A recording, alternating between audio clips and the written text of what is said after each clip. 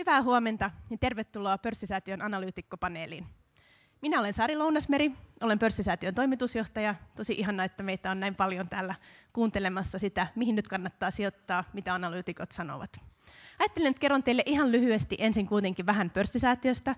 Pörssisäätiöllä on ollut suuri ilo olla mukana tässä Vanhan Sataman sijoitusinvest-tapahtumassa jo vuosikausia.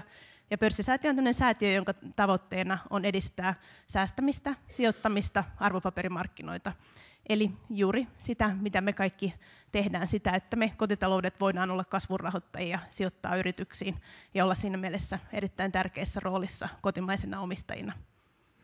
Pörssisäätiö ja osakesäästäjät teki yhdessä nyt tässä syys-lokakuussa tämmöisen sijoittajabarometrin. Ehkä osa teistäkin vastasi siihen kyselyyn. 2700 ihmistä vastasi siihen. Siinä kysyttiin erilaisia asioita. Nyt on mielenkiintoista nähdä, miten meidän analyytikot näkee ne asiat ja miten heidän vastaukset suhtautuu siihen, mitä me kaikki yksityissijoittajina yhteensä vastattiin siinä. Barometrissa kysyttiin muun muassa sitä, mitkä toimialat on kiinnostavia. Siinä barometrin vastaajat valitsi kiinnostavimmaksi toimialaksi pankit ja rahoitus, eli finanssisektorin.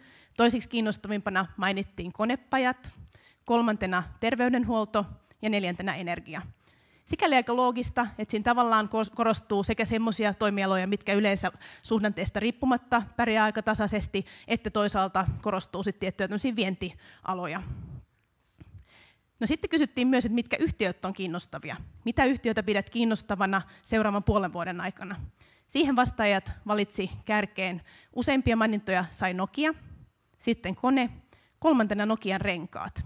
Kysellään näistäkin sitten vähän meidän analyytikoilta ja katsotaan, että mitä mieltä he on siitä, että kuinka me kollektiivisesti ollaan oltu samaa mieltä näistä asioista.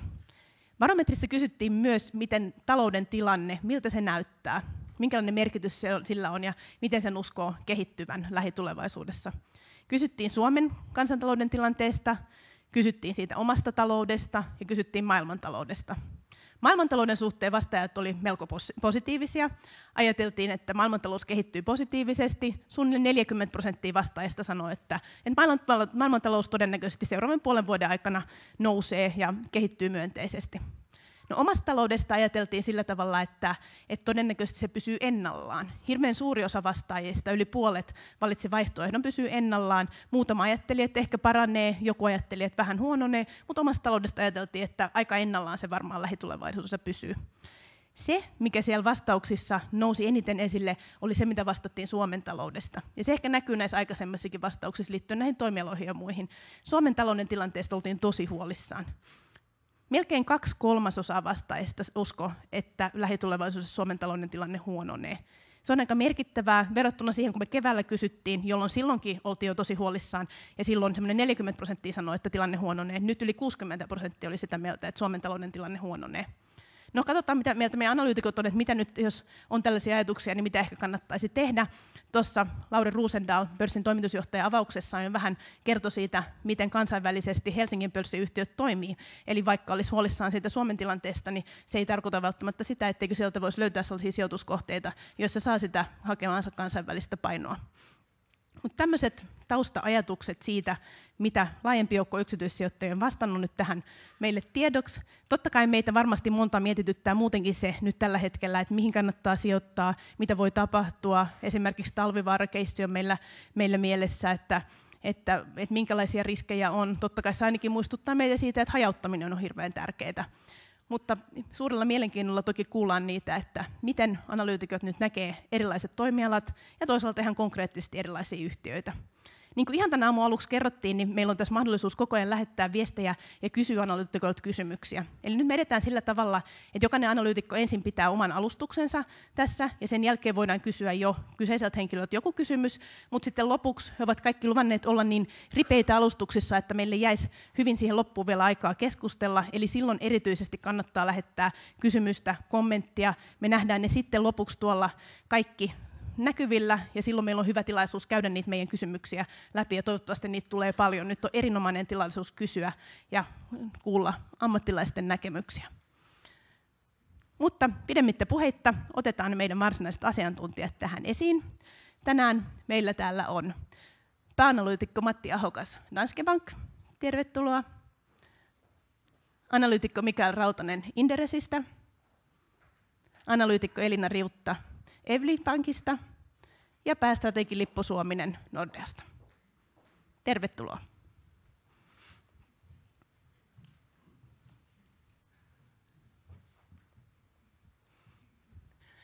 Minkälaisia ajatuksia teissä nyt herätti nämä, mitä mä tässä lyhyesti kerroin tästä sijoitusbarometrin tuloksista? Eli siinä vastaajat oli sitä mieltä, että mielenkiintoisia toimialoja olisi pankit ja rahoitus, konepajat, terveydenhuolto, energia. Yllättikö ne vastaukset tai mitä olette niistä mieltä? Nythän teistä jokaisella on ikään kuin tässä se oma alue, mistä te erityisesti kerrotte, mutta jos tällä tavalla joutuu nyt ihan yhtäkkiä spontaanisti vertailemaan, niin yllättikö tämä? Mitä sanot, Lippo?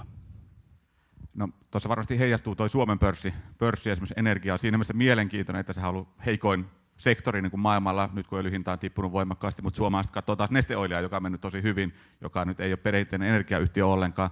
Samoin tietysti pankkisektori, Suomessa pankit erittäin hyvässä kunnossa. Että kyllä tuo varmaan heijastelee nimenomaan Suomen pörssiä, Suomen yhtiöiden näkymiä, ja se ei välttämättä ihan kaikissa kohtaa niin tuonne maailmalle mene yksin.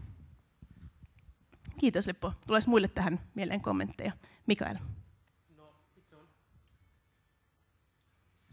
Itse olin yllättynyt siitä, että teknologiasektori ei ollut siellä suosikkien joukossa, että niin kuin tuon esityksessä sanoin, niin sieltä löytyy mielenkiintoisia kohteita, jotka on kuitenkin suhteellisen riippumattomia siitä, miten tämä maailmantalous tai Suomen talous kehittyy, että siellä vähän penkomalla niin löytyy kyllä mielenkiintoisia yhtiöitä. Ehkä konepajojen suosio, no Helsingin pörssi on perinteisesti aika konepajapörssi ollut, mutta tässä taloustilanteessa niin konepajat on ehkä vähän pois muodissa, että siinä mielessä se on myös yllättävä.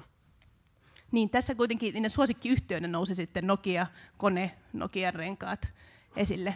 Mitä sanot, Elina, tästä konepajat sijoittuu aika hyvin tässä kyselyssä?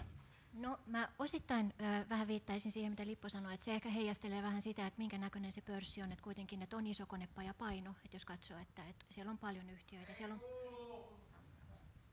Kuuluuko nytten? No niin, suokaa anteeksi, harjoituslaji. Eli konepajoista, että on toki niin kuin, on paljon konepajoja pörssissä, että osittain varmaan se sitten ihan niin kuin heijastuu siinä, että ne on siellä suosikkien listalla. Mutta sitten ehkä mä niin kuin enemmän tarttuisin siihen, että sieltä nousee sitten suosikiksi kone, ja se on hirveän helppo ymmärtää, se on oma suosikki siellä, ja se, että kun katsoo, että minkälaista kehitys on ollut ja mitkä siinä on näkymät, niin ehkä sitä enemmän itse katsoo konepajoja niin, että se ei ole ollenkaan homogeenista, se, että mitkä ne näkymät on, että siellä on todella hyviä mahdollisuuksia joukossa, mutta tavallaan keskimäärin niin olisin samaa mieltä kuin vieressä, että ei taloustilanne tietenkään mitenkään, ei sieltä vetoapua tule kaikille. Joo, kiitos. No, siinä kyselyssä pankit ja rahoitus menestyivät hirvittävän hyvin, ja pankista ja rahoituksesta meillä on luvannut kertoa pääanalyytikko Matti Ahokas Danske Bankista. Annetaan nyt Matille vuoro jo alustajana. Saat siirtyä sinne ja otetaan vähän Matin kalvoja esiin, niin voit jo samalla kun etsitään niitä esitystä, niin kertoa toki reaktioita tähän yleisemminkin, mutta päästään sitten jo varsinaiseen aiheeseen, eli pankit ja rahoitus. Joo, oikein hyvää huomenta kaikille. Mun täytyy sanoa, että tämä on mulle aika iso yllätys, että pankit ja rahoitus on näinkin korkealla. Että esimerkkinä vaan meitä finanssialaa seuraavia analyytikkoja Suomessa tällä hetkellä, niin taitaa olla yhdellä kädellä laskettava määrä. Että mukava nähdä, että se kiinnostaa toimialana. Mulla on ainakin itse ollut sellainen fiilis monta kertaa, että mä oon varmaan niitä ainoita, joita tämä toimiala kiinnostaa todella. Ja siinä mielessä just laskeskelin, että mä oon niin kuin täysi-ikäinen analyytikko, että 18 vuotta tulee ensi viikolla täyteen. Että ja pankkia seurannut koko ajan, mutta yllättävä vastaus, ja toivottavasti pystyn siinä antaa jonkinnäköisiä näkemyksiä siitä, että mitä mä ajattelen tästä toimialasta.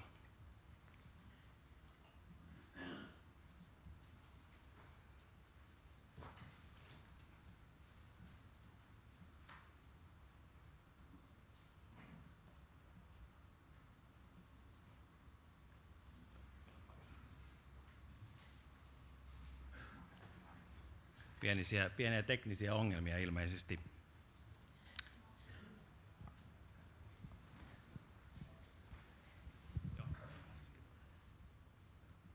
Kohta me kuullaan tarkemmin, mitä Matti on näistä mieltä. Mä kerroin teille ne 3 suosikkiyhtiöä, sinne sen listan ulkopuolella vielä olivat Sampo ja Nordea sitten 4. ja 5. sijalla, että siinä mielessä se entisestään korostaa tätä, että kuullaan varmaan myös, mitä Matti näistä yhtiöistä sitten meille kertoo.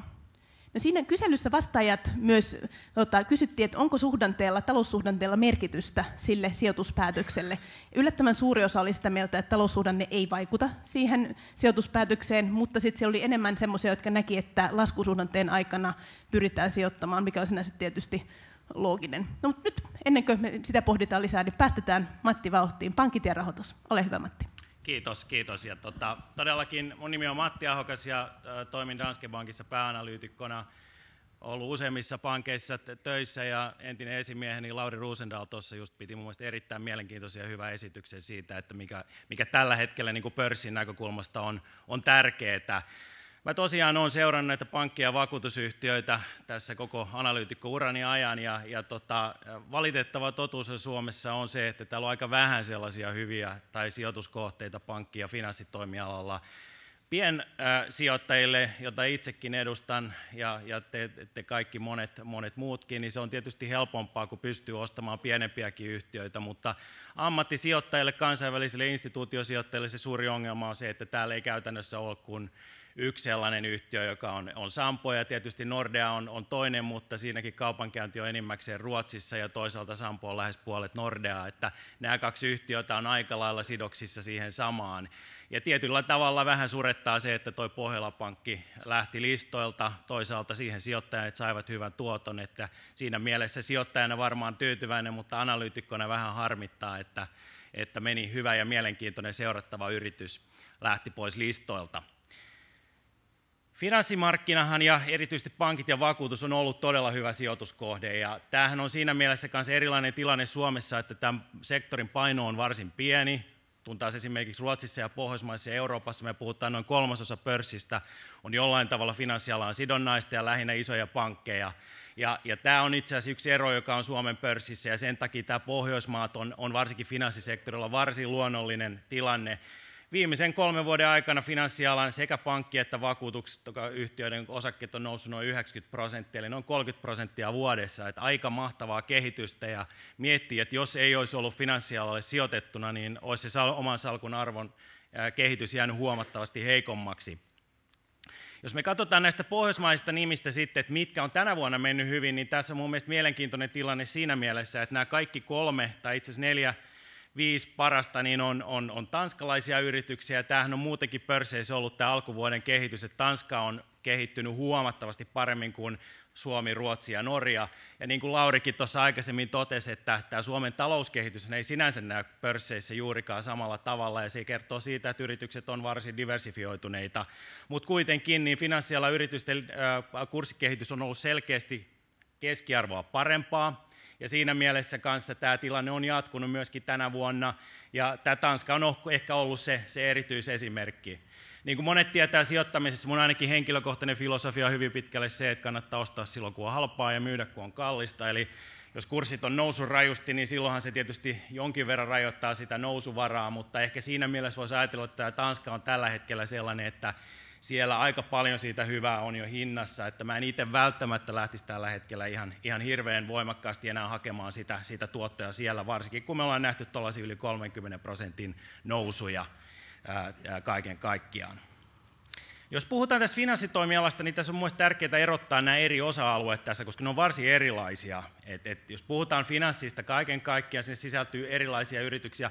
Pankithan on tietysti suurin yleensä toimiala, koska pankit on isoja yrityksiä, sulla on hyvin selkeät skaalaedut, suurtuotannon edut, ja myöskin siinä mielessä, että ne on niin kuin hyvin tämä brändituote myöskin, että pienenä pankkina ja varsinkin nykyajan sääntelykehikossa on erittäin vaikea tulla kannattavasti toimeen.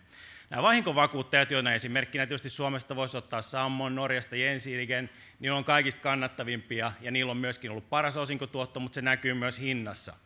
Pankit on tässä välimaastossa, voisi sanoa, ja varsinkin nämä meidän pohjoismaiset pankit, joita itsekin edustan, on tässä eurooppalaisessa viitekehyksessä selkeästi niitä, jotka on kannattavampia, ja niitä, jotka on halvemmin hinnoiteltuja ja on parempi osinkotuotto.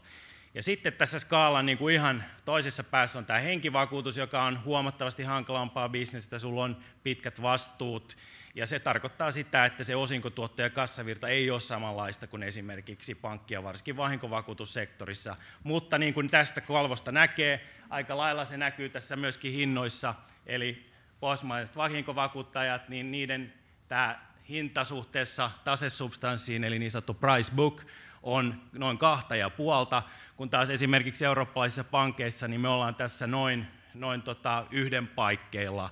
Ja tämä on niin kuin kaikille teille, jotka sijoitatte finanssiosakkeisiin, niin mä sanon, että muistakaa 2 sanaa. Toinen on ROE, eli Return on Equity, eli oman pääoman tuotto, eli kannattavuus, ja toinen on tämä Price Book, eli hinta suhteessa tasesubstanssiin. Nämä 2, kun hallitsette, niin sillä pääsee jo pitkälle. Tässä on tällaista aika paljon kuvioita ja erinäköisiä tekstejä. Tässä just näkee sen, niin kuin mä sanoin, että mitä suurempi oman pääoman tuotto, niin sitä suurempi se hintasuhteessa tasesubstanssiin pitäisi olla. Ja nyrkkisääntönä voi sanoa, että jos 1 on 10% oman pääoman tuotto, niin silloin se pitäisi olla hintasuhteessa tasesubstanssiin noin 1.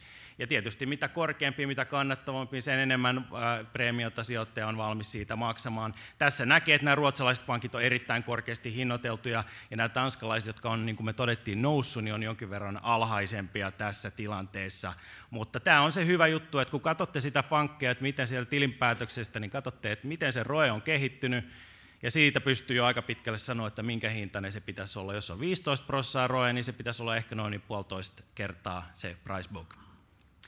Tässä vakuutussektorissa, niin kuin näette, tuo ROE on huomattavasti korkeampi, ja täällä on firmoja, jotka tekee noin 25-30% ROEa, ja tämä kuvastaa just sitä, että se hinnoittelu on parempi, ja myöskin vakuutussektorilla tämä regulaation vaikutus on ollut huomattavasti pienempi, eli vakuutusyhtiöt pystyy käytännössä maksamaan lähes koko tuloksensa ulos osinkoina, varsinkin kun kasvu on erittäin pieni. Pohjoismaiset pankit, niin kuin mä sanoin, ne on erittäin hyvässä kunnossa. Ne on huomattavasti paljon paremmin kannattavia kuin eurooppalaiset pankit keskimäärin. Ja siinä mielessä mun mielestä pohjoismaiset pankit on erittäin mielenkiintoisia sijoituskohteita, lähes kaikki, koska se perustuu siihen, että nämä on aika lailla samanlaisia firmoja, kaikilla on hyvä johto, kaikilla on tasainen business. Ja myöskään pankeissa niin tämä ongelmatilannehan tulee, että sitten kun rupeaa menee huonosti, niin silloin huonot pankit kaatuu ja hyvät pankit saa lisää asiakkaita. Eli tämä on mun mielestä äärimmäisen tärkeä juttu aina sijoittamisessa katsoa, että miten se pankki on pärjännyt huonoina aikoina. Koska jos se pärjää hyvin huonoina aikoina, se pärjää erittäin hyvin hyvinä aikoina. Tämä on mun mielestä jännä juttu myöskin, jos mietitään, että tämä pankkiosakkeiden hinnoittelu, vaikka pankilla menee paremmin ja paremmin ja kannattavuus nousee ja pääomat nousee, niin nämä PE-kertoimet on edelleen siellä noin 10 pinnassa. Ja yksi tuossa sijoittaja sanoikin mulle, että Matti, että ei näihin kannata sijoittaa, että nämä on sellaisia mustia laatikoita nämä pankit, että et sä tiedä koskaan, mitä siellä on sisällä. No se osittain pitää paikkansa, mutta kannattaa myöskin muistaa se, että täällä on niin voimakas tämä sääntely ja viranomaisvalvonta, että kyllä se on hirveän vaikea sinne mustaan laatikkoon mitään piilotella.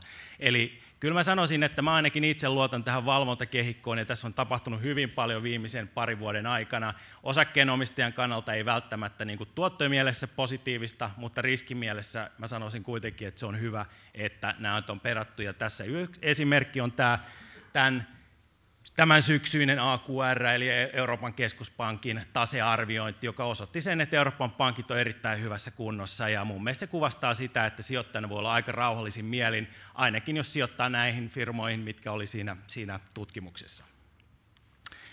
No sitten pitäisi sanoa, että mitä osakkeita pitäisi ostaa, ja tämä on aina mulle vähän vaikea juttu, kun monet sukulaiset kysyvät, että mihin nyt kannattaisi sijoittaa, ja mä en oikein niitä sukulaissuhteita viittisi rikkoa, jos menee huonosti, niin sitten on mulle vihaisia. Mutta onneksi täällä ei käy paikalla muut kuin äiti, niin voin ehkä muutaman näkemyksen kertoa.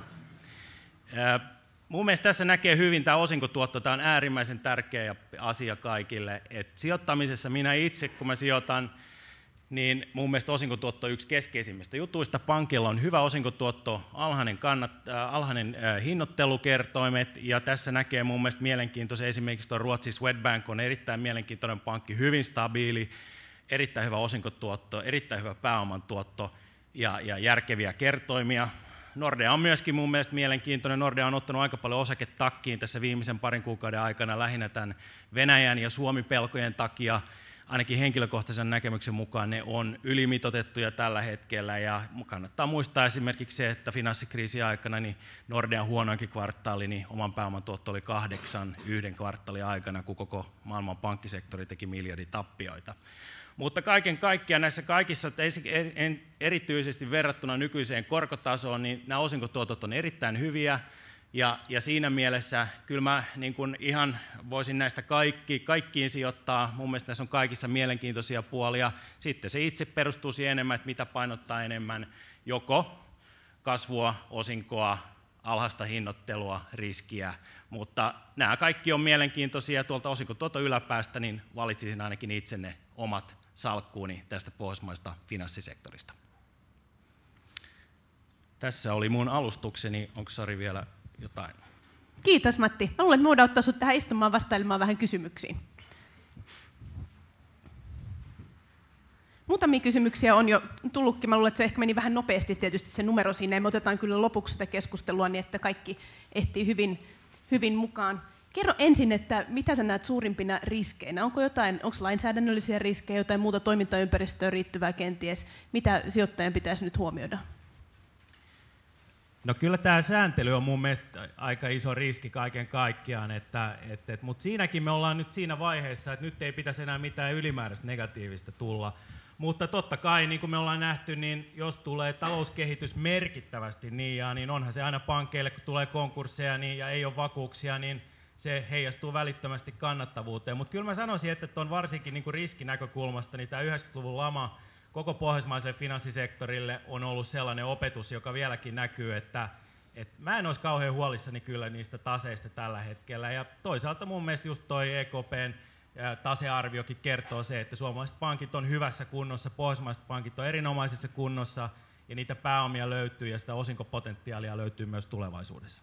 Sitten sä hyvin kerroit meille tuossa noita mittareita ja tunnuslukuja, ne saattoi tulla jollekin aika nopeasti. Täällä on tullut kysymys, että parhaat tai tärkeimmät tunnusluvut tai indikaattorit tai muut sellaiset, joita seuraatte, kun analysoitte yrityksiä. Eli mä kysyn Matti ensin sulta, mutta sitten muiltakin, että käydään ihan selkeästi vielä läpi, että jos pitää valita vaikka 2 tai 3, sä toit niitä tuossa esityksessä läpi, mutta kertaa vielä, että mitkä on sulle ne tärkeimmät? No kyllä mulle tärkein on niin kuin ja finanssisektorissa se, mitä sijoittajat katsoo eniten, on tämä hintasuhteessa tasesubstanssi, eli niin sanottu price book kerroin. Ja todellakin, että mitä suurempi se ROE on, niin sitä suurempi pitäisi olla se price book kerroin. Mutta niin kuin todettu, niin pankkeissa se on keskimääräistä alhaisempi se koko markkinaan verrattuna, että nämä on niin kuin siinä mielessä myöskin aika alhaisesti hinnoiteltuna. Että jos se price book on 1, niin silloin se firman oman pääoman tasearvo on käytännössä se, mikä siellä on, se näkyy tällä hetkellä, että ei ole mitään tulevaisuuden odotuksia sinänsä.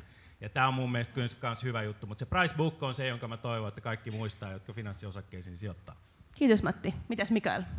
No, mulla teknologiasektorilla niin price to book ei ole relevantti mittari yleensä, koska nämä on yleensä yhtiöitä, joilla liiketoiminta ei sido pääomaa ja se tase ei ole silloin niin merkityksellinen. Mulla keskeisimpiä mittareita on PE-luku, EV/EBITDA eli yritysarvo suhteessa käyttökatteeseen ja osinkotuotto. Riippuu vähän yhtiön profiilista toki. Elina. Joo, konepajoissa EV/EBIT, eli yritysarvo suhteessa liikevoittoon, on se, mitä mä katson kaikkein eniten, ja sitten EV/EBITDA, niin kuin tästä vierestäkin. Joo, nämä tulee nyt tietysti aika nopeasti, ne kertautuu toki teidän esityksessä vielä. Mitäs Lippo yleisemmin sanot? No sanotaan näin, että kun me katsotaan niin kuin, ei yrityskohtaisesti, vaan niin kuin yleisesti, niin kyllä se PE, eli hinta suhteessa tuloksiin, on se kaiken A ja O, koska se, mitä osakkeenomistaja omistaa, on se yrityksen tulokset. Ja totta kai sitten tarvitaan se tuloksen uskottavuus, vakaus siihen, niin, mutta kyllä se niin kuin kertoo sitä yleisesti ottaen kaikista parhaiten. Hyvä. Sitten siirrytään teknologiasektoriin. Kuullaan teknologiayhtiöistä ja niistä meille kertoo analyytikko Mikael Rautonen Inderesistä. Ole hyvä, Mikael.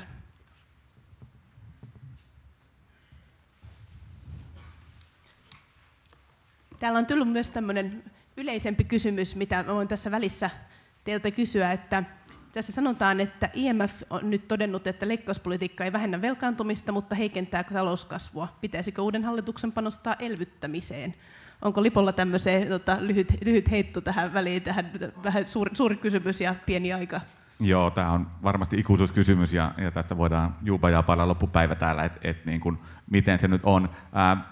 Varmasti jotain pitää elvyttää, mutta totuus on se, että me eletään yli varojemme jolloin se pitää olla aika lailla kohdennettu. Ensisijaisesti tarvitaan nyt sitä, että pitää saada valtionkin tase ja tilanne kuntoon, ja silloin ei ole ihan loputtomasti varaa elvyttää. Että tavallaan, jos tämä olisi semmoinen, että olisi vain suhdanneperäinen, että kohta meillä menee hyvin ja pystytään kaikki maksamaan, niin sittenhän meillä ei olisi ongelmaa, sitten elvytettäisiin, mutta eikä me nyt ole 5 vuotta jo kokeiltu sitä.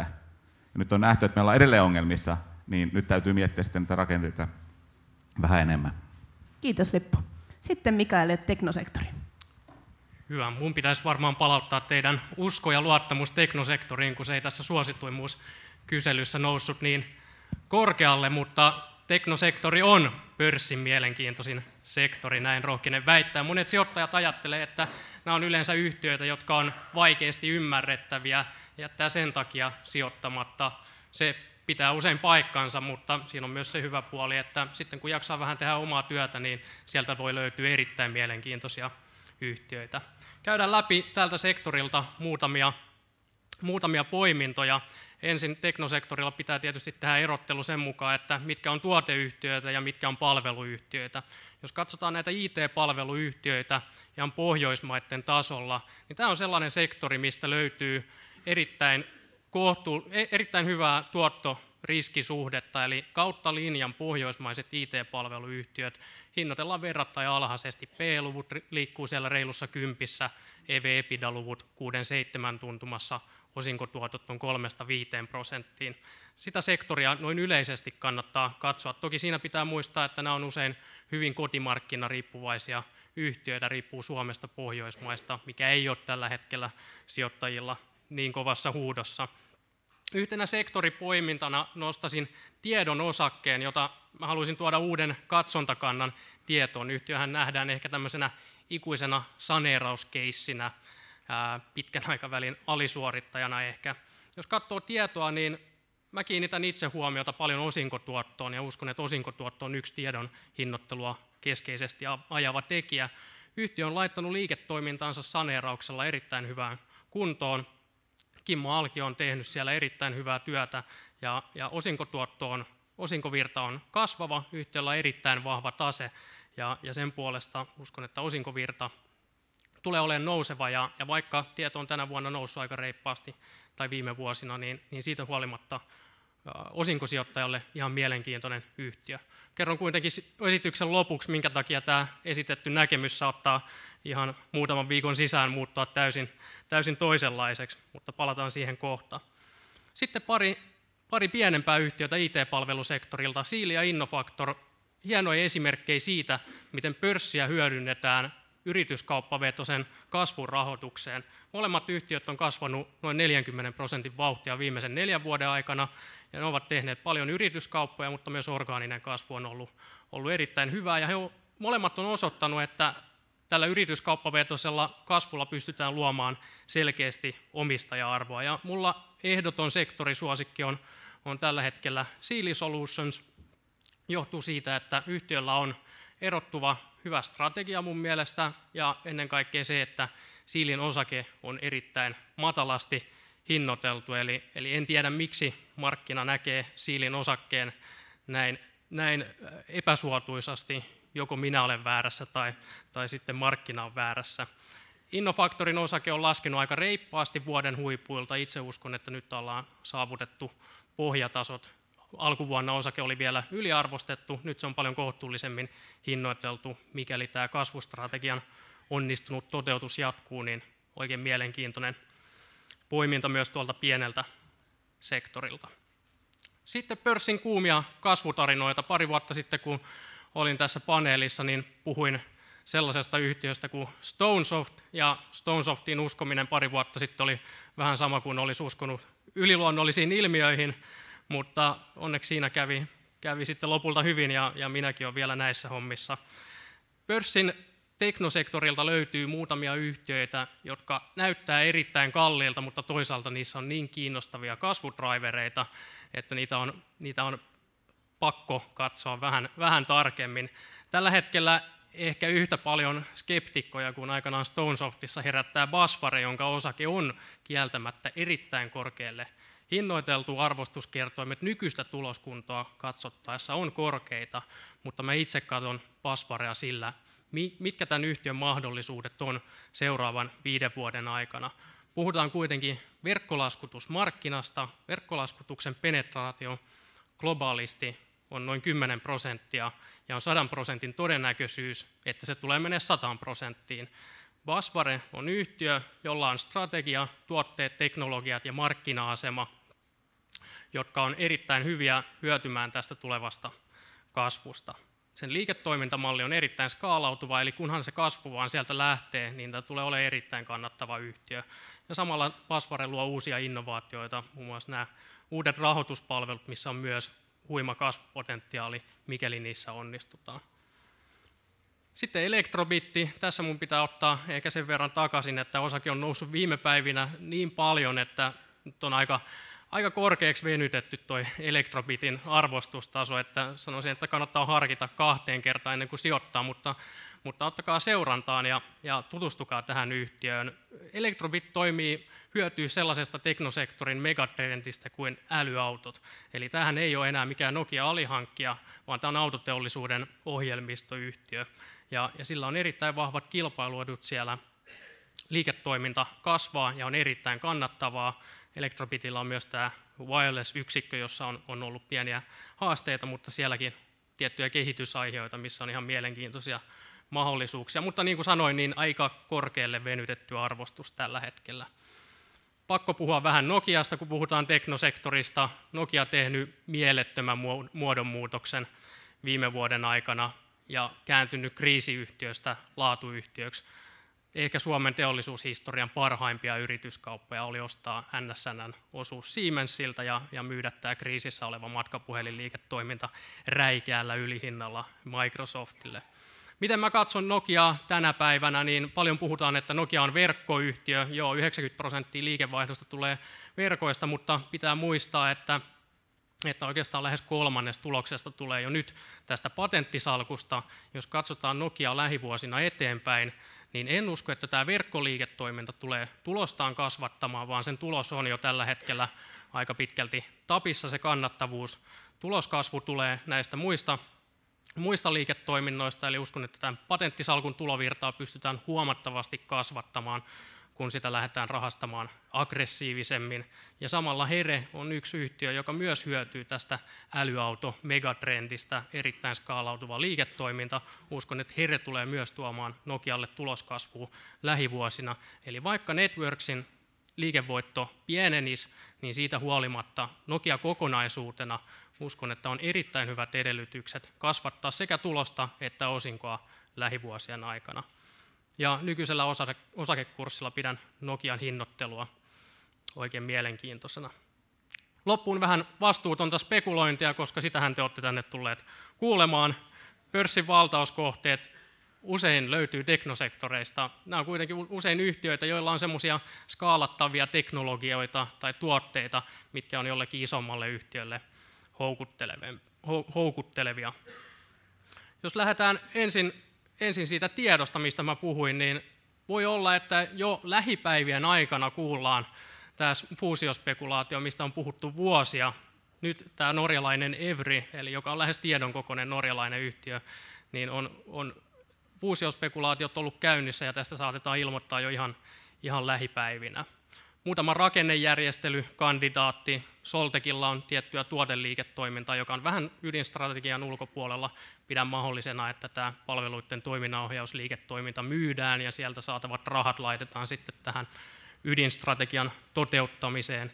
Elektrobitti on automotive- ja wireless-yksiköt. Uskon, että nämä saatetaan jossain vaiheessa erkauttaa ja Elektrobitistä tulee puhtaasti autoteollisuuden ohjelmistoyhtiö. Ja sitten ne valtauskohteet, ne jotka on pidempään kuunnellut meikäläisen juttuja, ja kun mainitsen Okmetikin, niin ajatellaan varmaan, että on jäänyt mankka päälle, kun tätä on vuosia jauhettu, ja se mankka soi niin kauan, kunnes ostotarjous tulee. Uskon, että Okmetik on potentiaalinen valtauskohde, koska piikiekkomarkkina tulee väistämättä konsolidoitumaan. Kyse on vain siitä, että koska näin tulee tapahtumaan. Technotree-yhtiö, jolla on liiketoiminta kunnossa, mutta tase niin sanotusti kuralla tällä hetkellä. Yritysjärjestely olisi yhtiölle ja yhtiön omistajille yksi varmasti potentiaalinen ulospääsy tästä nykytilanteesta. Basware, yhtiöllä on tuotteita teknologioita, sellainen markkina-asema, mikä varmasti kiinnostaa isompaa, joka haluaa päästä hyötymään verkkolaskutuksen megatrendistä. Ja sitten pienenä yhtiönä nostaisin vielä QPR, joka toimii hyvin kapeassa niche-segmentissä. Yhtiöllä on sellaisia tuotteita, jotka voisi potentiaalisesti kiinnostaa jotain suurempaa kansainvälistä ohjelmistotoimijaa. Mutta toivottavasti tämä lisäsi teidän uskoa teknologiasektoriin ja toivottavasti tämä todisti sen, että se on myös yksi pörssin mielenkiintoisimpia sektoreita. Kiitos.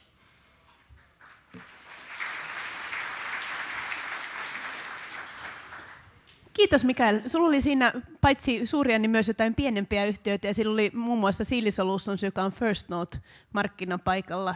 Mitä sijoittajan tai analyytikon näkökulmasta, niin onko siinä jotain eroa, että onko se yhtiö siellä pörssin päälistalla vai First Note markkinapaikalla?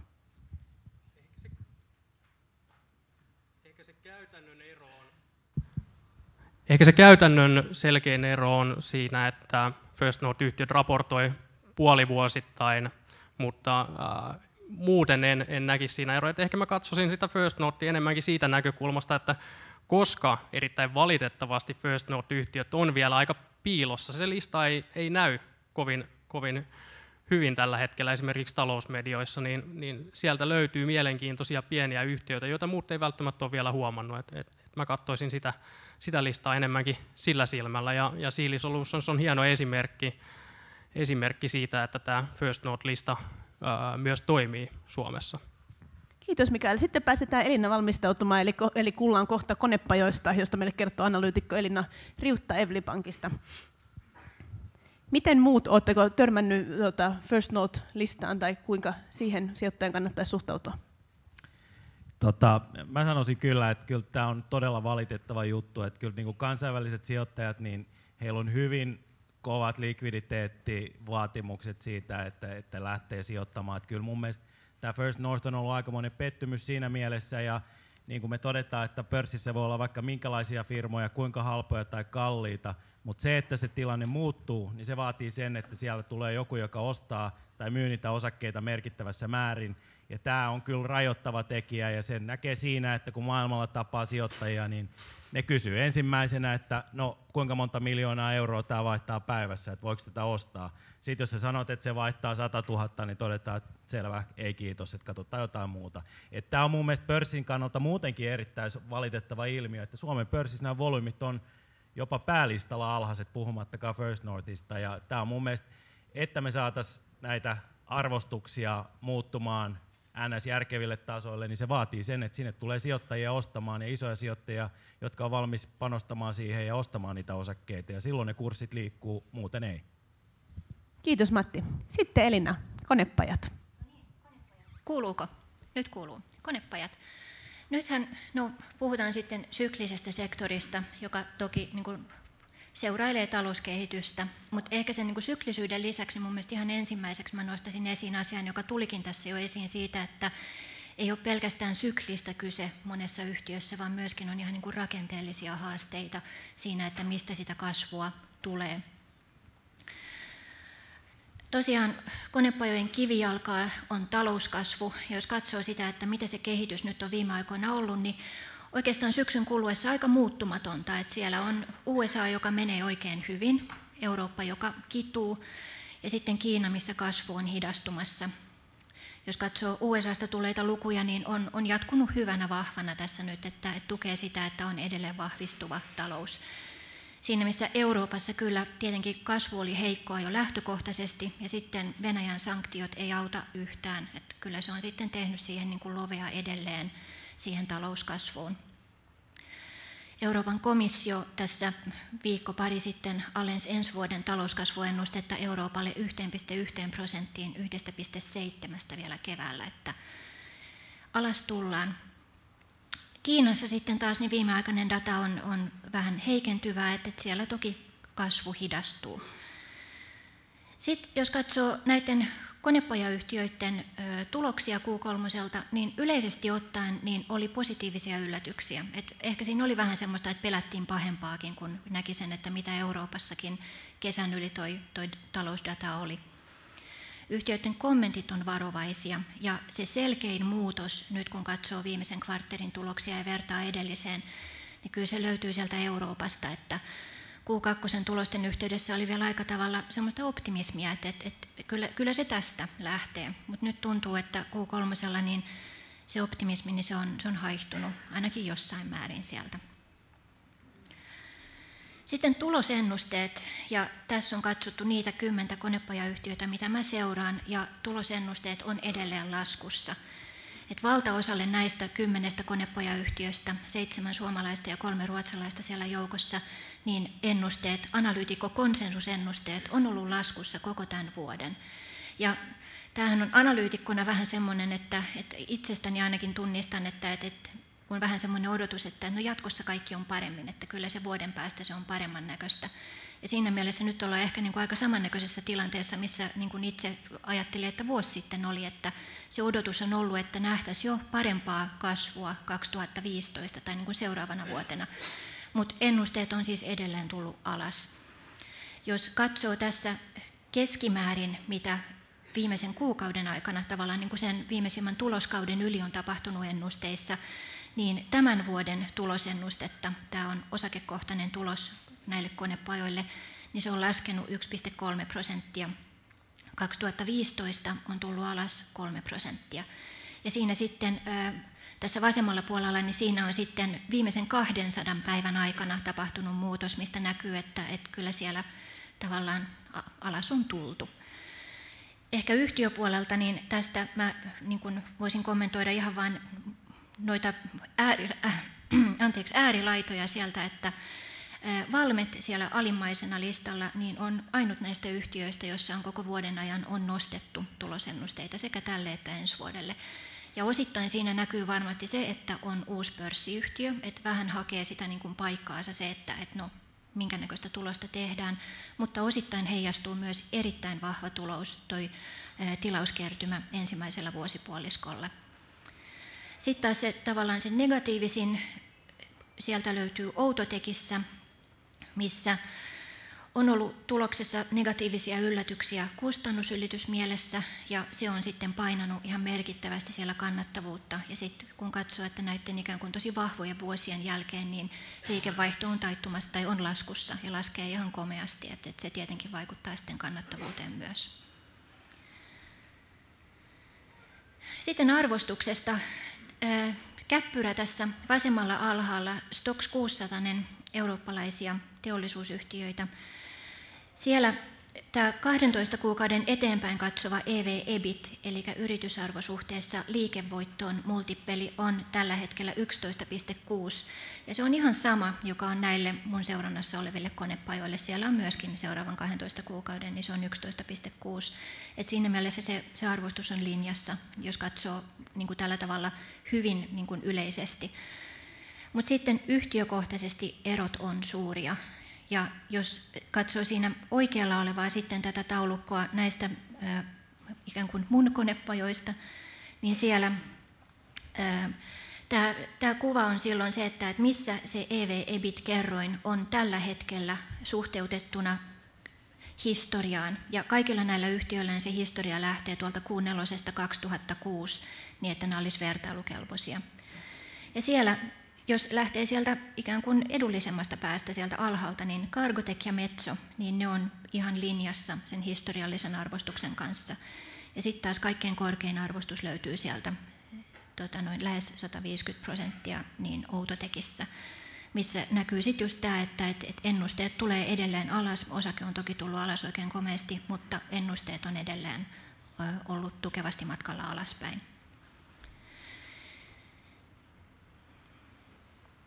Kurssikehitys. Tästä ihan lyhykäisyydessä vaan mä ehkä sanoisin, että jos katsoo vaikka 6 kuukauden, että miten nämä osakkeet on pärjännyt, niin se hajonta on suurta. Että tässä jälleen se, mikä tuossa ihan niin kuin ensimmäisenä kommentteinakin tuli, että ei ole homogeenista kyllä tämä touhu, että on suuria yhtiökohtaisia eroja. 6 kuukauden lukuja, jos katsoo, niin siellä on Kone kärjessä 15% kurssi noussut siinä aikana, ja sitten Outotec pitää siellä perää 40% laskenut 6 kuukaudessa. Ja siinä on sitten yhteenveto meidän suosituksista. Siellä on 3 ostossuositusta. Siellä on Kone, Cargotec ja Metso. Ja niin kuin ehkä tässä tätä niin kuin taloustilannettakin ajatellen, niin puolet meidän suosituksista konepajoille on negatiivisia suosituksia, ja sitten siellä on joku lisää, että ei ole, niin kuin sektorina ei ole sellaista näkemystä, että koko sektori olisi nyt oston paikka. Sitä ei ole. Sitten ehkä jos ihan pari sanaa noista ostosuosituksista, niin Kone, niin kuin tässä alussa tuli esiin, että se on monen muunkin suosikki kuin vain minun. Että kyllä se siinä Koneessa tietenkin, jos katsoo sitä, että mitä se historia on ollut, niin erittäin hyvin kehittynyt yhtiö, missä mä uskon, että on hyvät näkymät kasvaa hyvin jatkossakin. Tietenkin Koneessa se ensimmäinen kysymys, mihin pitää vastata, jotta koneeseen ylipäätänsä sijoittaa ja jotta sitä katsoo, niin se on se, että on sinut Kiinan kanssa. Et Kiina on toki, se on 40% saaduista tilauksista karkeasti, että se mitä mieltä on Kiinasta, niin sillä on ihan keskeinen vaikutus koneeseen. Sitten se toinen Cargotec siellä, niin se on hyvin erinäköinen tarina sitten. Cargotecissähän on tavallaan Partekina, joista saakka sieltä kun katsoo sitä, niin kannattavuus on ollut se vähän niin kuin heikko lenkki siellä. Nyt kannattavuutta on ruvettu saamaan kuntoon, se on kehittynyt oikein hyvin. Ja sitten se seuraava iso kysymys oikeastaan on se, että no mitä Cargotecista tulee isona, että tapahtuisiko rakenteelle jotain. Se on yhtiö, jossa on 3 hyvin erinäköistä liiketoiminta-aluetta ja siellä ei synergioita pahemmin näiden välillä ole, niin mitä siitä voisi tulla. Ja sitten kolmantena Metso, missä siellä kaivospuolen laitepuoli on edelleen tukevassa laskussa, se on 20% laskussa siellä liikevaihto ja jatkaa laskuaan vieläkin. Mutta tavallaan sitten se kaivoslaitepuolen lasku, niin se aiheuttaa siihen liikevaihdon jakaumaan sitten sen, että liikevaihto on menossa semmoisen suuntaan, että siellä on isompi rooli korkeakatteisimmilla liiketoiminnoilla, niin kuin huollolla.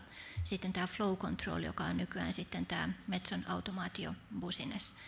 Ja näistä yhtiöistä, jos katsoo, niin Metso on ehkä se, joka tuossa just Q3 tulosten jälkeen on ottanut kaikkein eniten hudaa siellä, että se kurssi on kyllä niin kuin tullut alas ihan aika tavalla. Et siinä osittain, mä ainakin itse kuvittelen, että siinä on vähän semmoinen pettymys siitä, että kun Q2 tulos oli erittäin hyvä ja sitten se Q3 ei ihan sitten ehkä ihan yltänytkään odotuksiin, niin sitten sieltä lähdettiin. Mutta tämä olisi lyhykäisyydessään konepajoista. Kiitos.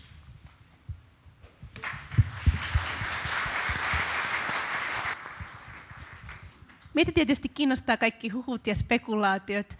Siinä listalla on sellaisia yhtiöitä, mistä on joskus jotain puhuttu. Viime vuodenvaihteessa mietittiin, että olisiko Wärtsilä ostokohde, olisiko siinä Rolls-Royce Wärtsilää ostamassa. Sitten toisaalta siinä on tietysti näitä, jotka on jakautunut, Metso, Valmet. Onko jotain semmoisia konepajayhtiöitä koskevia yritysjärjestelyhuhuja tai spekulaatioita, mitä sieltä voisi ikään kuin erottaa? Nyt? No niin.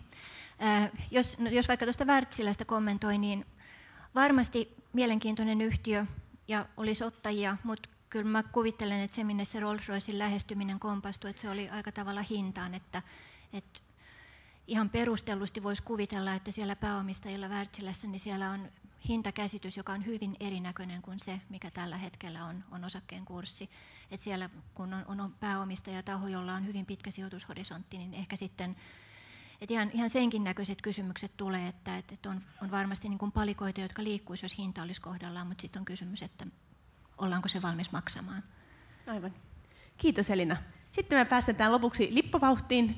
Lippo on päästrategi, eli vähän erilainen näkökulma kuin muilla. Lippo Suominen Nordeasta, ja Lippo nimenomaan kertoo siitä, että minkälainen sijoitusstrategia olisi nyt hyvä. Nyt me ollaan kuultu näistä eri toimialoista analyytikkojen näkemyksiä. Kohta päästään vielä heiltä kysymään lisää kysymyksiä, mutta kuunnellaan nyt tässä välissä se, mitä Lippo sanoo sijoitusstrategiasta, siitä kokonaissalkusta. Toki vaikka me ollaan näistä nyt eri esityksistä ja yhtiöistä innostuttu, niin muistetaan tietysti hajauttaminen ja näin, niin katsotaan vähän, että mistä näkökulmasta sitä asiaa pitäisi katsella. Mä kysyn Elina sulta vielä, että miten tuohon valitaan sitten, kun teillä on näitä osta lisää vähennä suosituksia, niin esimerkiksi niissä aikaisemmalla kalvolla niissä mittareissa Valmet näytti ihan hyvältä, ja sitten Valmet oli kuitenkin siinä vähennä kategoriassa, niin miten näihin sitten päädytään? Mitkä on ne mittarit, minkä perusteella erityisesti se, kuinka se tavoitehinta määritellään ja näin? No toi Valmet on siinä mielessä mielenkiintoinen, ja ehkä mä vähän niin kuin vastaan sitä Valmettia koskien, että se on yhteissumma siitä, että mikä itse kuvittelee, että siinä on tavallaan odotus siinä niin kuin sen yhtiön kehityksen kannalta ja miten se silloin niin kuin suhtautuu siihen, että mikä se hinnoittelu nyt on. Ja mun mielestä se Valmet on aika, niin kuin, se valuaatio on aika linjassa sen kanssa, mitä itse kuvittelee, että siinä arvoa on, kun osake on jossain 8,5 euron paikkeilla. Että jotta Valmetissa olisi positiivinen näkemys, niin silloin pitäisi uskoa, että kannattavuus nousee selkeästi niiltä tasoilta, mitä ollaan nähty historiassa. Ja mulla se Valmetin varovainen näkemys, niin se on nimenomaan se kannattavuus, joka on siinä niin kuin itsellä se kivi kengässä. Että se kilpailu on kiristynyt. Tavallaan jos katsoo sitä niin kuin paperisegmenttiä, joka siellä on ollut vähän niin kuin murheenkryyninä, niin semmoisesta tilanteesta, missä Valmet on ollut just niin kuin yhtenä ihan parista pelurista semmoisessa segmentissä, missä on myyty vähän tämmöisiä niin kuin Rolls-Royce-tyyppisiä hyvin sofistikoituneita laitteita, niin ollaan tultu tilanteeseen, missä niitä pelureita on 500, ja ne on paljon pienempiä koneita, ne on vähemmän sofistikoituneita. Ja tavallaan mä kuvittelen, että se hinnoittelun paine tulee sieltä läpi. Ja silloin ihan siinä, että sitä kun peilaa sit siihen, että missä se kerroin nyt menee, niin silloin ajattelee, että ei ole niin kuin halukas itse tavallaan maksamaan siitä enempää.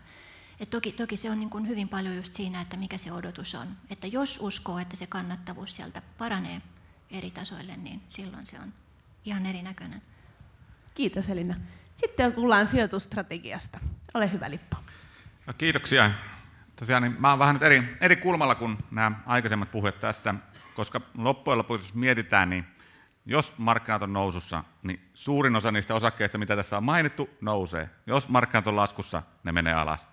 Se on sitten niin kuin tavallaan se toinen leveli, toinen taso, mitä ruvetaan miettimään sitten, että mitä mä ostan. Niin kuin teilläkin varmaan tällä hetkellä päällimmäisenä kysymyksenä mielessä on nyt se, että pitääkö nyt ostaa vai pitäisikö nyt myydä. Ja tämä kuva on sitten, se on vähän, voidaan oikeastaan, no se on mitä on tuolla. Pohjimmiltaan nythän tilanne on se, että meillä on 5,5 vuotta osakemarkkinat maailmalla ollut nousussa. Meillä on 5,5 vuotta ollut osakemarkkinat Suomessa nousussa.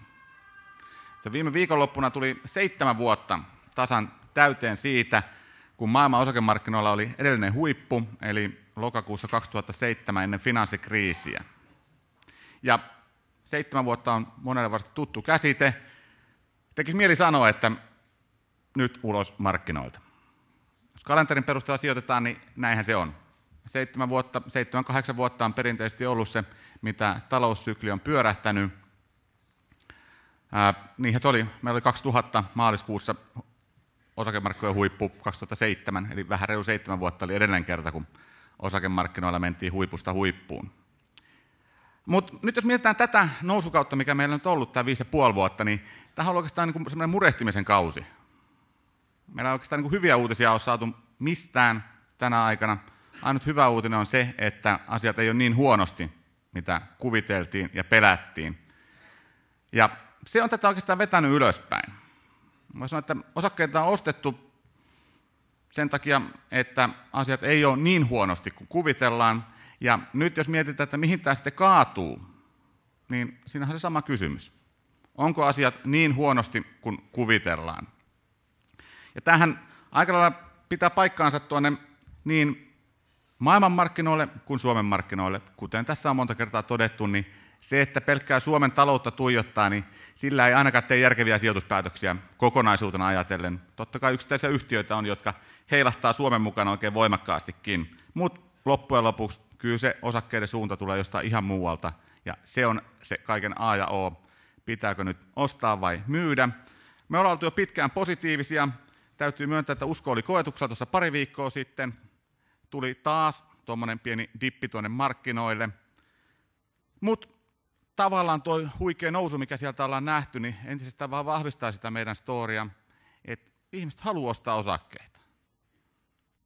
Maailmassa on paljon rahaa, Teillä on paljon rahaa, te haluatte pistää sen tuottamaan. Ja jos rahaa ei ole riittävästi, niin keskuspankit tekee sitä lisää. Eli paljon on rahaa, jolle halutaan tuottoa. Ja kun katsotaan tuonne maailmalle, niin mistä sitä tuottoa saa? Yrityksistä. Nyt tuolla ei vaihtunut kalvo, siellä on eri setti. Vaihtaako joku sen?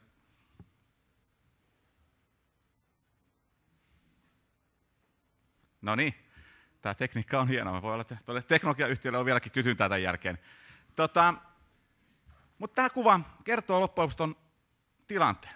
Me halutaan tuottoa, ja tällä hetkellä ihan varmaa on se, että korkomarkkinoilta sitä ei saa.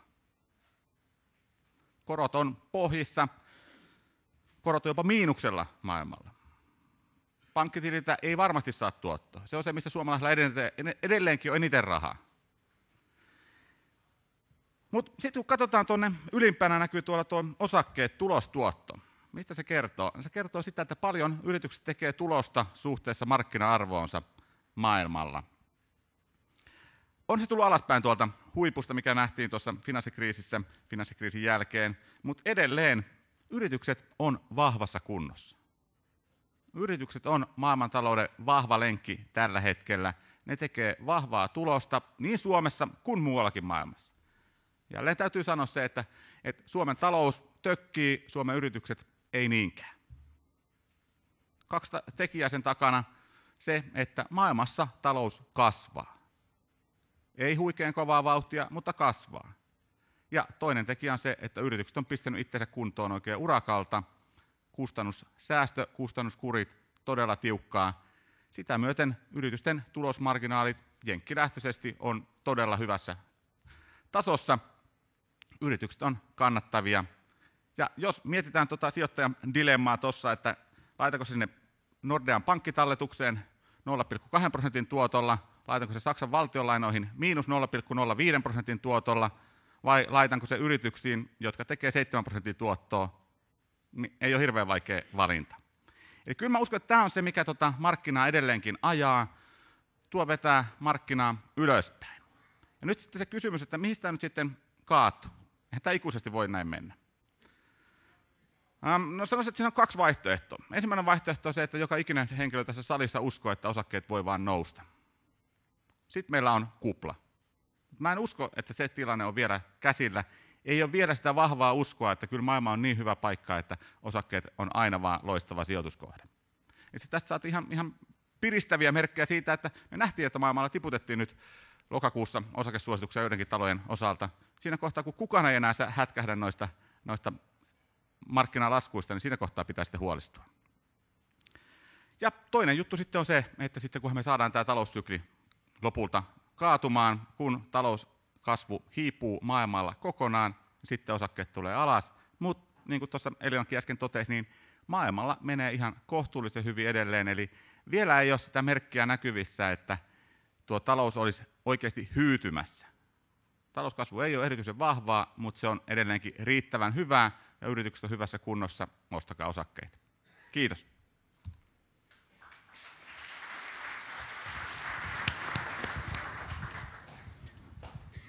Kiitos Lippo.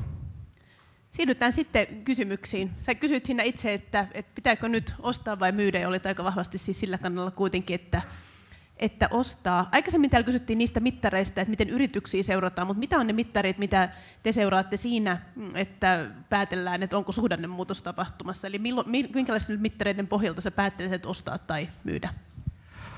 No, siinä on ihan perinteiset maailman talouden tunnusluvut, ja totta kai aina kaikki pyrkii etsimään niitä, jotka näyttäisi tulevaisuutta. Meillähän on miljardi mallia ja lukua, jotka kertoo, että mitä tapahtui viime kvartaalilla, mitä tapahtui vuoden alussa, ja se on historia. Ei sijoittajat tee sillä tiedolla sinänsä mitään. Eli kyllä me joudutaan hakemaan niin kuin siitä yritysten luottamuksesta, ehkä kuluttajien luottamuksesta jossain määrin, tämmöisiä muita ennakoivia indikaattoreita. Jos nyt ottaa yritysten luottamus, Yhdysvalloissa teollisuusyritysten luottamus, ISM-luku, monelle varmasti tuttu, 59 pistettä, joka on monen vuoden huipputasoillaan. Eli kyllä maailmalla sitä luottoa tuntuu edelleenkin olevan. Ja toki tällä hetkellä on sanottava, että meillä on sijoittajana siinä mielessä kiva tilanne, että jos maailma pettää, niin keskuspankki ei petä. Meillä on tavallaan tuolla takuumies taustalla, Draghi, Yellen, niin edelleen, jotka tulee printtaamaan rahaa, tulee uusilla elvytystoimilla, jos näyttää siltä, että muu ei auta. Eli se on kyllä viime vuosina auttanut tässä aina, niin kuin silloin kun epävarmuus on vähän kasvanut, niin joku on tullut jeesimään. No sitten mä jossain vaiheessa kysyn teiltä kyllä vielä teidän nämä suosikkiyhtiötkin, mutta vaikka Lippo sanoi, että ostaa, niin täällä nyt kuitenkin jollain mielessä myyminen. Kysytään, että mitä yhtiöitä kannattaa nyt myydä sijoitustuotteen realisointimielessä. Eli jos te ajattelette niistä yhtiöistä, mitä seuraatte, niin jos sieltä ihmisillä oletetaan, että olisi kaikkea sitä salkussa ja jotain pitäisi myydä, niin mitä sieltä nostaisitte esiin? Elina, mitä sanot konepajoista? Jotain pitäisi myydä, niin mitä olisi semmoisia, mitä? No, mun on tietenkin helppo nyt tähän vastata, kun oli tuolla jo taulukossa ikään kuin heijastettuna. Mulla on vähennesuositukset siellä Valmetissa, sitten on Konecranesissa ja Outotekissä. Mutta sitten tietenkin tämähän on tämä niin kun aina niin kun normikommentti tähän perään, että sittenhän tietenkin taas riippuu hirveästi siitä, että mikä se oma sijoitushorisontti on ja miten niitä katselee. Kiitos Elina. Mikael? No, itse olen ihmetellyt hinnoittelua monissa tämmöisissä perinteisissä osinkoyhtiöissä operaattoripuolelta, etenkin Elisa, jota on perinteisesti hinnoiteltu osingolla, ja kun sijoittajat on lähtenyt jahtaamaan tätä vahvaa tuottoa, kun sitä ei muualta saa, niin se on johtanut siihen, että Elisaa esimerkiksi hinnoitellaan todella korkeilla arvostuskertoimilla tällä hetkellä. Näkisin, että siinä on yksi yhtiö, missä on hyvä paikka kotiuttaa voitot. Toki siitä saa hyvän osinkotuoton, mutta arvonnousupotentiaalia siinä on todella vaikea nähdä. Kiitos Mikael. Matti? No, niin kuin mä sanoin, niin noista mun firmoista mun mielestä näyttää kaikki enemmänkin sellaisia, joita kannattaa omistaa. Ja mä enemmänkin katsoisin tätä sille, että mitkä on ne osakkeet, jotka on noussut tosi paljon. Ja tuossa just meidän aamupalverissa ennen kuin tänne tulin, niin todettiin, että Jenkkien SP500 closes eilen kaikkien aikojen huippuun. Ja tulee mieleen vaan tällainen vanha arvosijoittaja Warren Buffett, joka omahan orakkelinakin tunnetaan ja monen kertaa todennut, että silloin kun kaikki muut on sitä mieltä, että nyt menee tosi kovaa, niin silloin ehkä kannattaisi myydä. Et mä miettisin niitä osakkeita, missä on hyvät tuotot, ja sitten varsinkin tämä verotusnäkökohta yksityissijoittajalle, jota itsekin olen, niin se on mun mielestä aika tärkeä juttu, että katsoo siitä. Nehän voi aina ostaa sitten takaisin, että se on mun mielestä tärkeä juttu tässä. Mutta jos on saanut yli 100% voittoa, niin Warren Buffett sanoo, että myy, eikä kannata omistaa mitään, mikä ei tuota 100%. Siinä on mun mielestä aika hyvä ohjenuora, mitä mä ainakin itse pyrin noudattaa. Se jälkimmäinen on vähän vaikeampi, mutta ensimmäinen aika helppo. No sitten täällä kysytään listautumisanteihin suhtautumisesta. Et pörssin päälistalle on tullut ja tulossa uusia yhtiöitä. Miten päätellä osallistuako listautumisantiin? Ja nythän on esimerkiksi Aspo on julkisesti sanonut, että harkitsee Leipurin liiketoiminnan irtauttamista omaksi yhtiökseen. Että esimerkiksi se, mutta yleensäkin ottaen, että silloin kun on uusi vasta tulossa oleva yhtiö, niin kuinka sitä harkitaan, että osallistuako siihen antiin. Ja tässä nyt esimerkkinä nostettu tämä Leipurin. Mä neuvoisin tutustumaan erittäin huolella listautumismateriaaliin, mitä yhtiöstä on saatavilla. Jos yhtiöt järjestää sijoittajatilaisuuksia, toivottavasti järjestää, niin niihin kannattaa osallistua, mennä tapaamaan johtoa. Ja sitten tietysti, kun olette katsoneet ne numerot ja näin, niin verratkaa niitä siihen listautumishintaan ja arvioikaa, että pyritäänkö tässä listautumisessa nyt rahastamaan sijoittajilta vai pyritäänkö tässä esimerkiksi listaamaan yhtiö sitä varten, että mennään pörssiin ja hyödynnetään sitä pörssiä kasvuun. Eli toisin sanoen katsoisit, että onko ne vanhat omistajat irtautumassa siellä, että kerätäänkö pääomaa sinne yhtiöön vai mihin tarkoitukseen se menee? Juuri näin, eli tämä on myös yksi mittari, eli onko vanhat omistajat myymässä vai kerääkö yhtiö rahaa taseeseensa kasvun rahoittamiseksi. Joo, kiitos Mikael. Matti? Mä olisin vähän eri mieltä tuossa siinä mielessä, että mun mielestä on ihan luonnollista, niin kun tämä menee, mikä kuuluu tähän rahoitusmarkkinoihin myöskin se, että sulla on näitä pääomasijoitusyhtiöitä, jotka alkuvaiheessa ja sitten irtautuu jossain vaiheessa. Se välttämättä, että omistaja myy, ei ollenkaan negatiivinen, se kuuluu tähän systeemiin. Ja valitettavasti meillä on aivan liian vähän sitä, että tämä on mun mielestä tosi surullinen tilanne täällä Suomessa.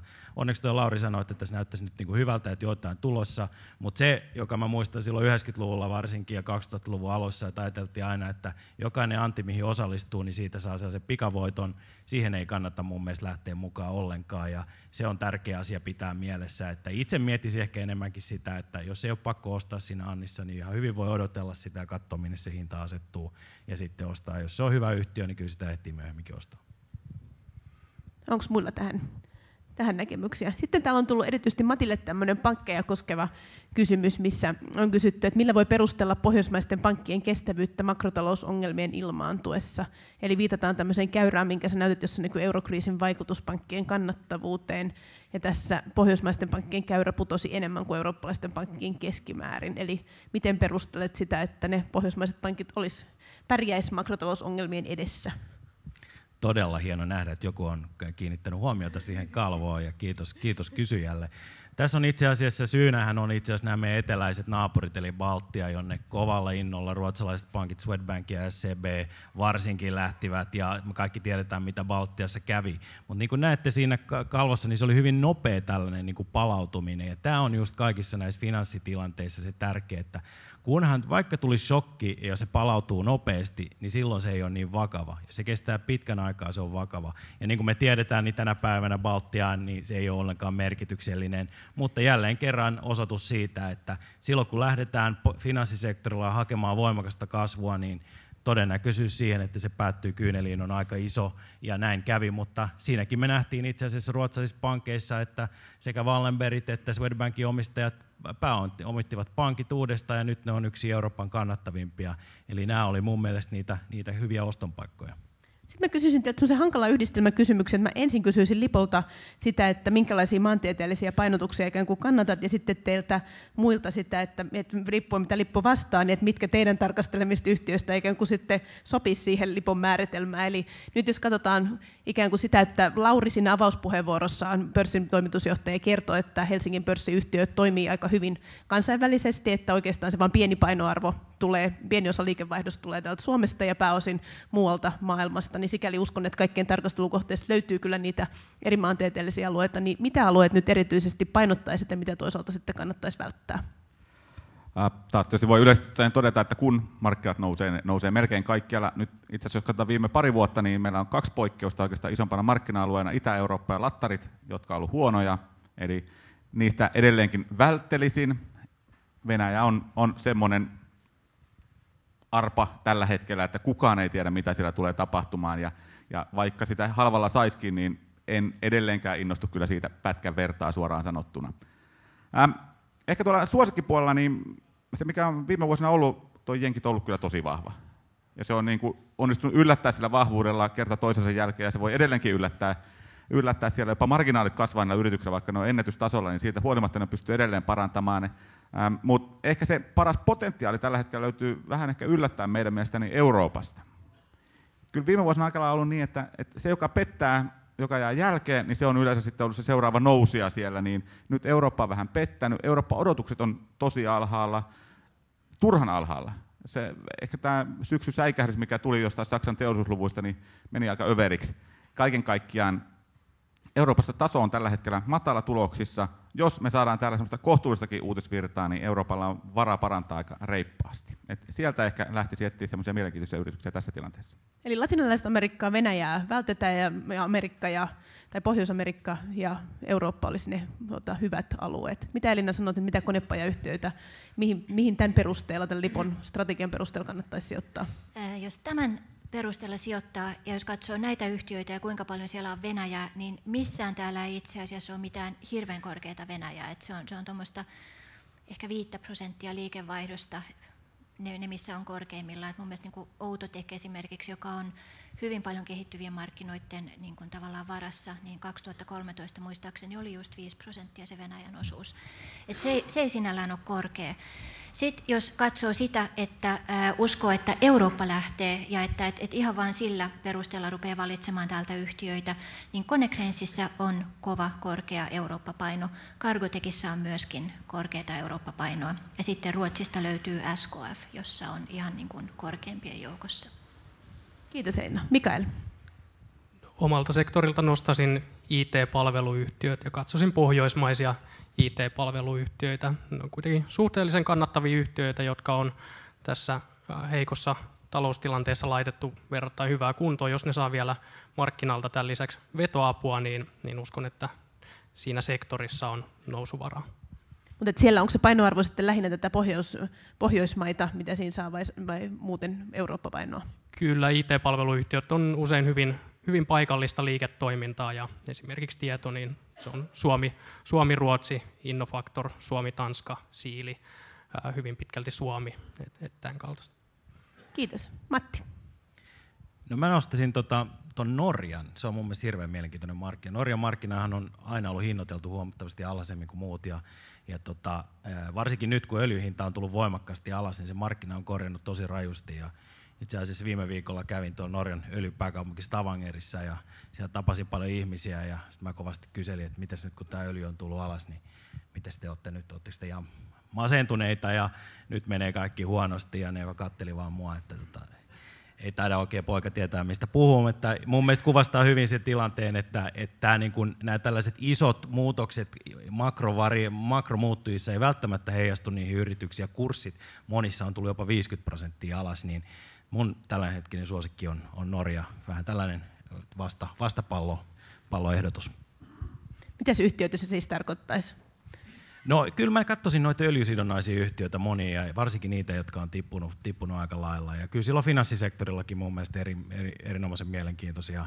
Gjensidige, hyvä osinkotuotto, DNB-pankki, joka on edullisesti hinnoiteltu, Norjan valtio omistama, eli ei ikinä tule menemään konkurssiin. Niin kyllä nämä tällaiset yhtiöt niin voi aika huoletta omistaa.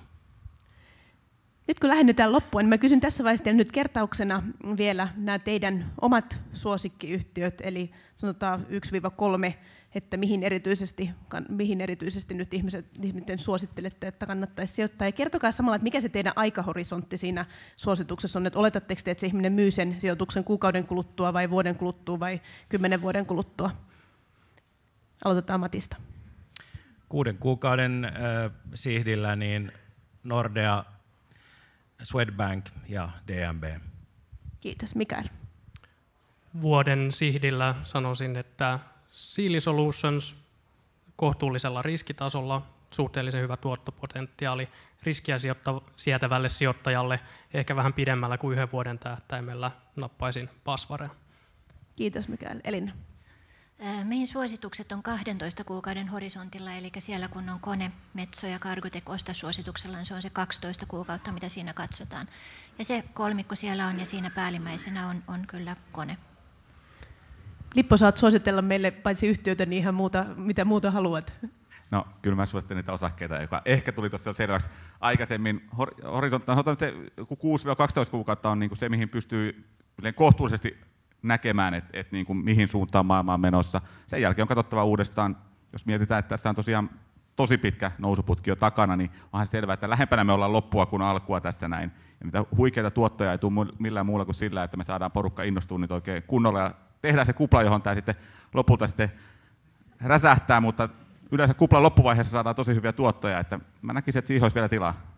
Sitten mä kysyn teiltä viimeisenä kysymyksenä semmoisen, että me ollaan tässä kuitenkin spekuloitu ja heitetty erilaisia palloja, niin voidaan vähän toivoakin. Että kysyn teiltä tämmöisiä poliittisia toiveita, että nyt kuitenkin aika paljon näissä neidänkin vastauksissa näkyy sitä semmoista pientä huolta kuitenkin, ja Lippokin niin kun katsoo kuitenkin pikkusen sitten Suomen ulkopuolelle näissä, niin mitä nyt ensi keväänä on eduskuntavaalit, sitten tulee uusi hallitus, mitä me toivotaan, että tapahtuisi, ja mikä onko sitten joku semmoinen suuri uhkakuva, että mitä ikään kuin sijoittajan näkökulmasta kannattaisi siinä seurata, mitä pitää toivoa ja mitä pitää pelätä?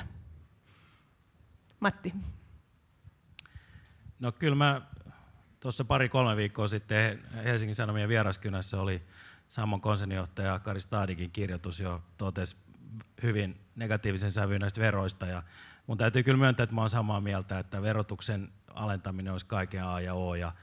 Mutta kuitenkin suomalaiset, me ollaan Euroopan 4. onnellisinta kansaa, me ollaan kilpailukykyisimpiä, meillä on parhaat valmiudet tietotekniikkaan ja me asutaan itse asiassa yllättävänkin isoissa asunnoissa. Että kyllä tämä maailma itse asiassa on ihan hyvä monessakin suhteessa, mutta veroja pitäisi saada alas.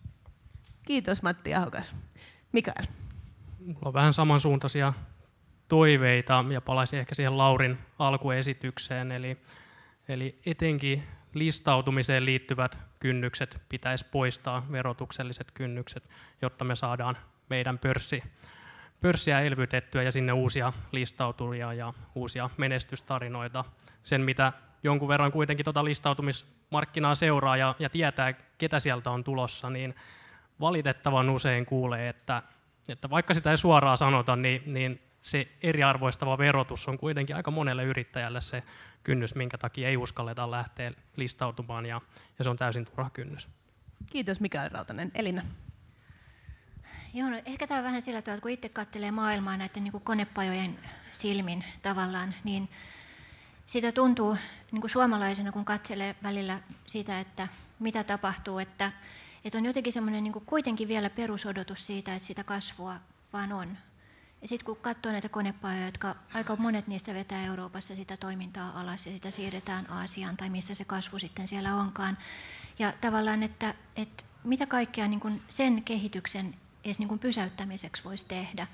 Et kun se tuntuu, että on useita konepajoja tuolla, missä se vaan tuntuu, että se hiipuu. Et kapasiteetin käyttöaste Euroopassa teollisuudessa on nousussa, mutta kuinka iso syy siinä on se, että se kapasiteetti pienenee. Että tavallaan niin kuin ton näköiset kysymykset. Et ne on semmoisia, mitä toivoisi, että siinä mietittäisiin. Kiitos Elina Riutta. Ja viimeinen puheenvuoro Lippo Suominen. Nyt riippuu siitä, että kenen kannalta mä vastaan tähän kysymykseen. Jos mä vastaan Suomen talouden kannalta, niin täällä täytyy säästää. Se on ihan selvä. Me ollaan edetty yli varojen ja sitä kautta sitä pitää miettiä tarkasti, että mihin meillä on valtio julkisella sektorilla varaa, ja se on se, mitä pitää tehdä. Jos mä katson sijoittajan kannalta, niin itse asiassa se Suomen valtion toimet oli taas aika lailla sivuroolissa. Silloin, mikä mua kiinnostaa, on tuo rahapolitiikka, ja se tarkoittaa sitä, että keskuspankit ei saa hätäillä. Jos maailma näyttää huonolta, niiden pitää puhua pehmeitä lisää, ja sitä myöten sieltä tulee varmasti se tärkein poliittinen tuki, mikä tuohon markkinaan tulee. Kiitos meidän loistavan taitaville panelisteille ja lämmin kiitos teille hyvä yleisö, että osallistuitte tähän Pörssisäätiön analyytikkopaneeliin ja erittäin mukavaa sijoitustapahtumaan. Kiitos.